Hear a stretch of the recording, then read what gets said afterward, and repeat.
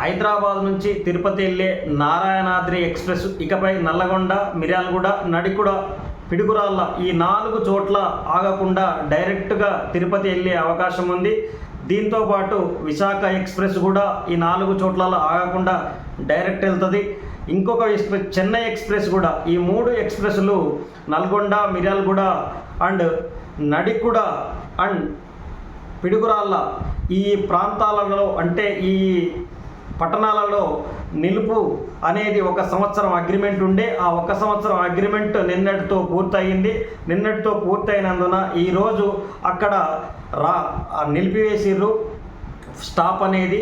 ఇకపై నుంచి ఎవరైనా సరే తిరుపతి వెళ్ళాలంటే మిర్యాలగూడలో ఉన్న వాళ్ళు ఖచ్చితంగా గుంటూరు చేరుకోవాల్సిందే.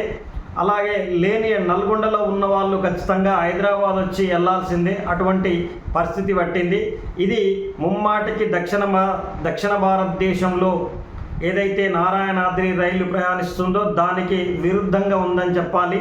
ఎందుకంటే రైళ్ల వేగాన్ని పెంచడం కోసం ఈ స్టాప్లు ఎత్తేసినట్టు రైల్వే శాఖ ప్రకటించడం జరిగింది. కానీ వాస్తవానికి నల్లగొండలనైనా సరే కనీసం ఆ స్టాప్ ఉండాలని చెప్పి లోకల్ ప్రయాణికుల నుంచి ఒత్తిడి వస్తుంది. ఒత్తిడికి తలొగ్గి ఒకవేళ ఈ నల్గొండ, మిర్యాలగూడ రెండింటిని స్టాప్ ఇచ్చే అవకాశం ఉందని మనం ఆలోచించవచ్చు.